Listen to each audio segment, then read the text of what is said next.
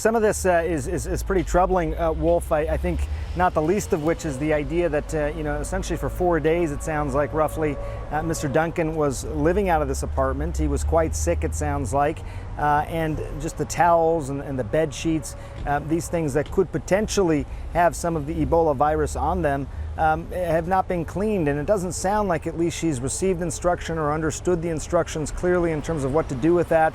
I can tell you just down the street here from the CDC is Emory, where the first 2 patients came from, and we got an idea of how they handle the waste from the rooms where these patients were cared for.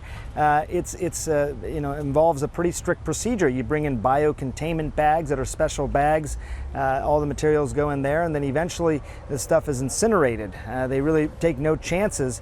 States have different regulations on this sort of thing, but in this case it sounds like she's just simply not going in that room. The sheets are still on the bed, the towel's still there, and that, from a sheer humanity standpoint, that shouldn't be the case. I will tell you, Wolf, that even since Anderson first reported that, and we've been talking about it, the CDC has commented that medical contractors are going on their way to the apartment to address this very issue and to make sure there's better communication with her as well. But it's obviously a frightening situation for her. There's nothing to suggest that she is sick or the other people in the apartment are sick, but it is obviously troubling.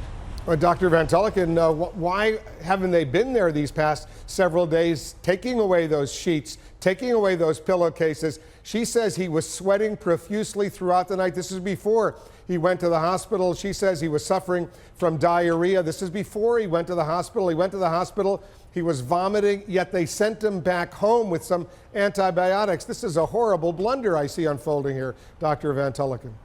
I agree, Wolf. I think this is absolutely extraordinary. He's now been in hospital for a few days. They've had a long time to get on top of this. And as Sanjay says, it doesn't sound like they're treating her in a very humane way. Not only have they not given her instructions about how to deal with the set of items that none of the rest of us would want to handle without a hazmat suit on, it also doesn't sound like they've made it easy for her not to leave the house. They're now using a legal order to keep her in the house. She should be being bought food, books, she should have clean linen just because she needs clean linen. The kids need video games, they need a TV, they need phones, whatever it is to keep them in the house. And you can do that well. You don't need legal orders to keep it in the house if they educate people. Doesn't sound like that's happening here. Yeah, Sanjay, maybe you've been really all over this horrible situation. Explain why only now medical contractors from the CDC, they're going over there to clean up this place, to deal with this situation. He's been in the hospital for a few days. He's been diagnosed, the first case in the United States with Ebola. And now here in the United States of America, this kind of situation is unfolding. It seems like it's hard to believe this could be happening.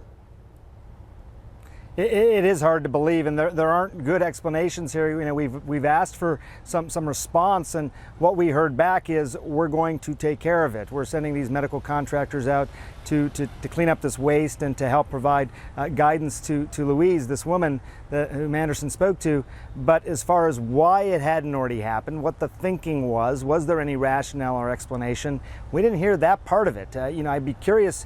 We know that CDC employees, my understanding, have been going to the house if for no other reason than to help monitor, check the temperature, body temperatures of the individuals who are under quarantine. But what else have they been telling her? Has there been a miscommunication, or is this just a dropped ball? Again, we don't know.